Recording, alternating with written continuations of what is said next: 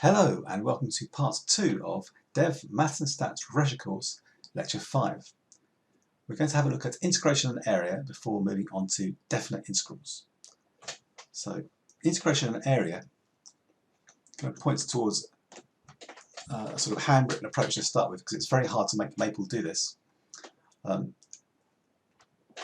we're trying to do in this is imagine we want to find a function a of x, so that if you have a function like this which gives you a curve, we want a way of working out what the area A is from 0 up to x. Start at 0 here. So this function A of x is area below f of x from 0 from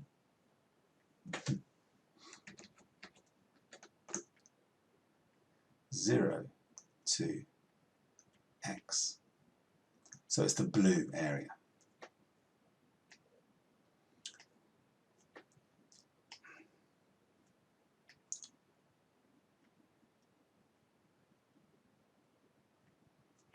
So in other words, we're imagining we already have the answer. And the answer is that A of x gives us the area below f of x. Okay, well, the way we get at what exactly the connection is between these functions is that we imagine we increase from x to x plus h. So h would be, as when we did differentiation, h would be a fairly small number. And we say to ourselves that if we go from x to x plus h, we're going to add a bit more area. So delta A is an additional piece of area. We want to estimate roughly what is delta A. Now, the reason that Leibniz and Newton struggled with this problem in the 17th century is that these shapes are strange. That we have the formula for area of rectangle, triangle, parallelogram, even circle, but these curves, we didn't have equations for the areas, and this is hard. Even this area here is quite hard. It's not exactly a trapezium. So what we do is we do a very rough estimate like this. We take a line here, and try and keep it level. To imagine that's level, this bit, okay. And what we say is that this extra area A, and again this, you can see how incredibly bad this is as an estimate, but this area here is approximately the orange area, but of course it's not accurate because of this area up here. But can we find what is this area? It's not equal to, it's approximately equal to, and it's a very bad approximation at the moment. That means approximately equal to, as you know, can't draw it very well on the computer, but it's approximately equal to, well, the distance along here is h, and the height here we need to know, but the height here we can know because we substitute x into this equation. This height is the value of the function at x. So that's this height here.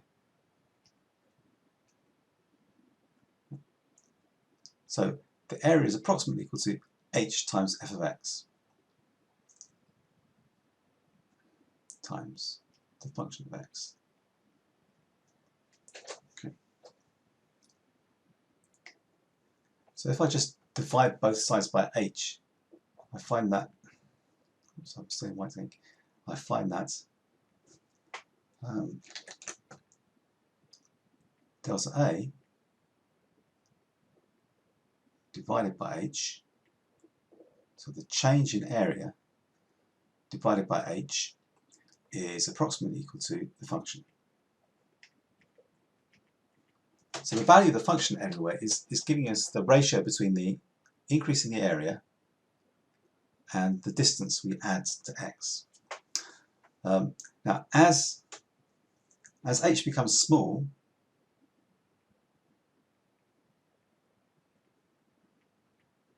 we can call h maybe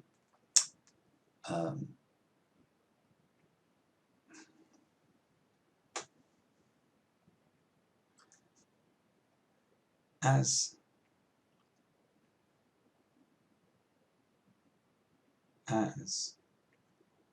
h becomes small, as it heads towards 0,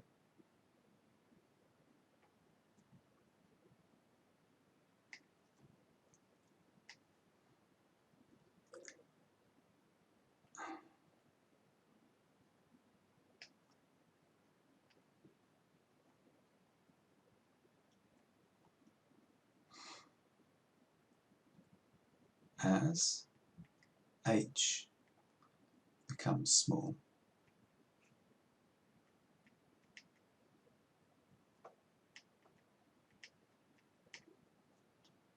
you can write this as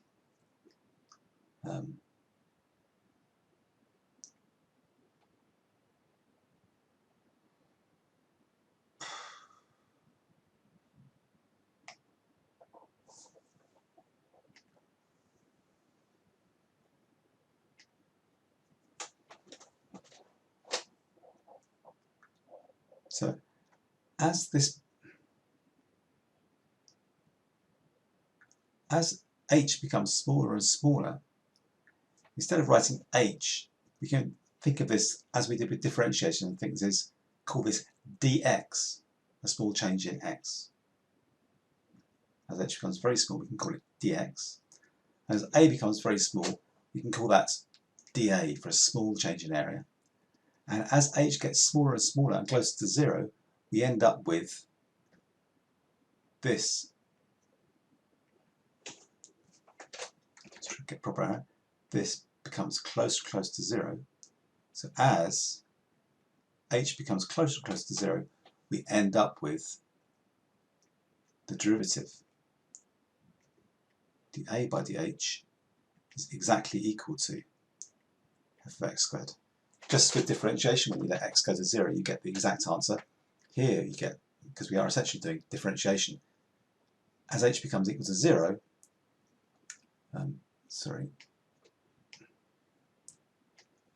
this now becomes x, because h is a small change in x. So a small change in a divided by a small change in x, as that becomes smaller and smaller, we have dA by dx is equal to f of x. So this means that the derivative of the area function is equal to the function itself.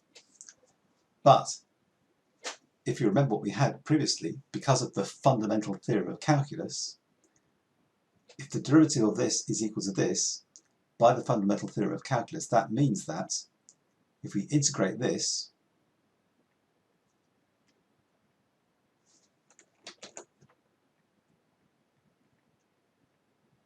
respect to x, plus a constant, can't get rid of the constant unfortunately, oops, then this must be a, by the fundamental definition of, or the fundamental theorem of calculus. If a is the area function, if this function differentiates to give you f, then integrating f plus or minus a constant must give you a.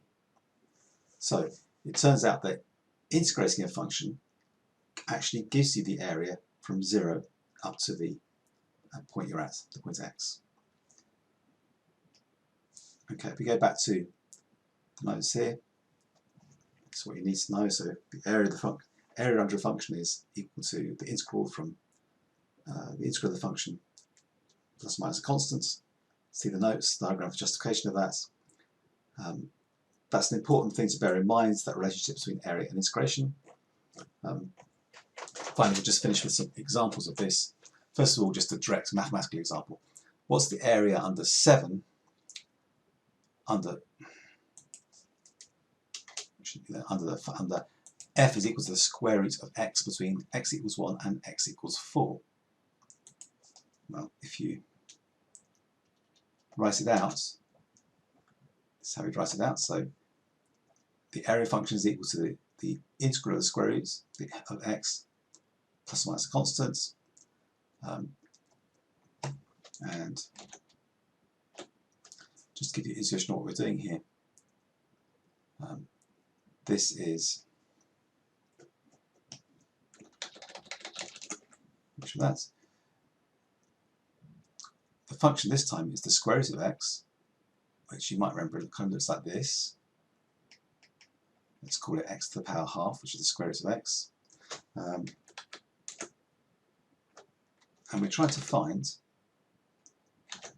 the area between 1 and 4.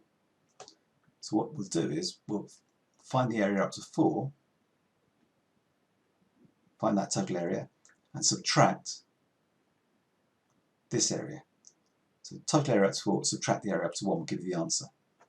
So what you need to do is to integrate this function, substitute in the value 4, that gives you this area, and then substitute in the value 1, that gives you this area, and subtract them. So integrating x to the half, we have 2x to the 3 over 2, 2x to the 3 over 2 over 3, because when you differentiate this, then you must have, go back to x equals x to the half, and then you just substitute in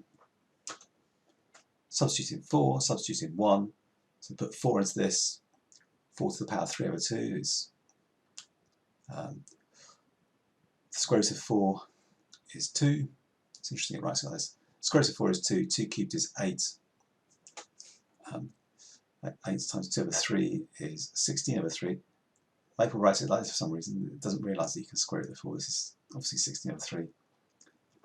And then subtract, put 1 into this, you just get 2/3, so that gives you the answer.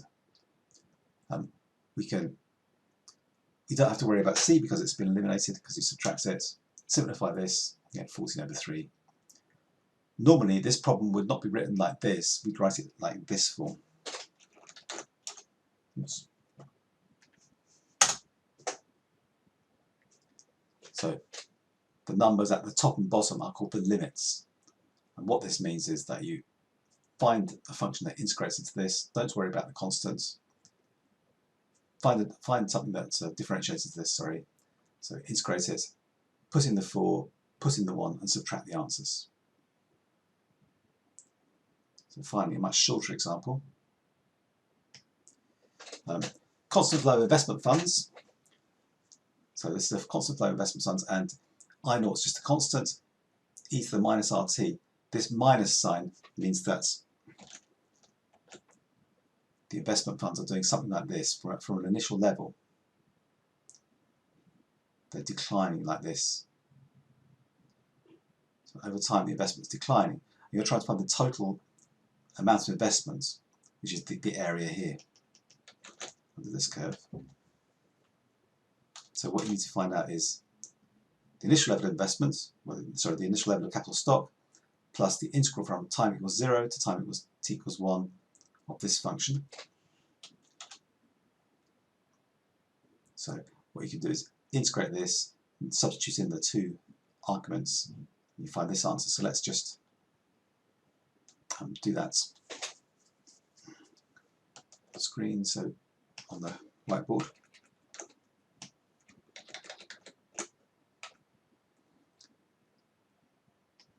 So we have e to the minus RT,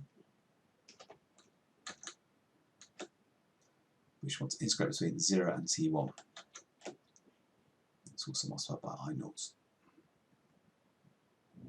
Integrate that between the time 0 and the time t1. And you also have to add on the capital stock.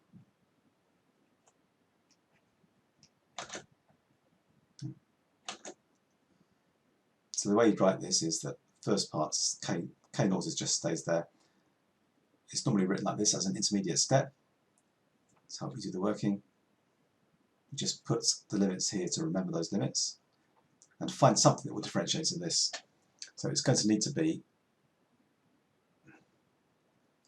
because we know that things like this, when you differentiate them, they don't change. So imagine if you differentiate this, this will still be there, so that's correct, but then you will have to multiply by negative r, which is the derivative of this. T is the variable.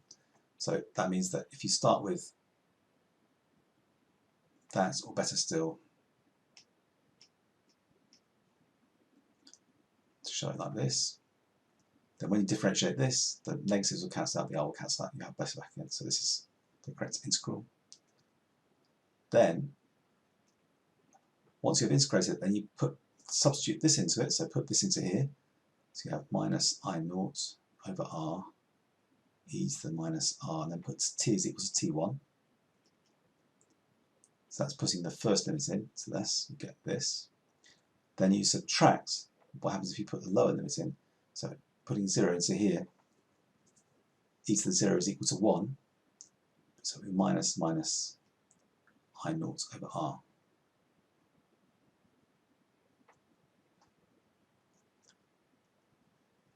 Which is plus, of course. So it's k naught plus I naught over r. This is 1. This is minus e to the minus rt1. That's what we've got here. So that's the level of capital stock at time t. Okay, it could be that you won't see integration a great deal, but this is just to familiarise you with you, and I hope that's given you the idea that it's the reverse of integration. Integration is the reverse of differentiation. You've got to watch out for the constants in case that trips you up. With an indefinite integral, you may get a constant, as in here. With definite integrals, like these, you don't need to worry about the constant because you substitute in the limits and subtract, so the constant disappears. And finally, there's a link between an integral and an area, which sometimes is important. Okay, in the next sequence of videos, we go back to the main topic of today's lecture, which is optimization, starting with this look at differentials. For now, thanks for watching.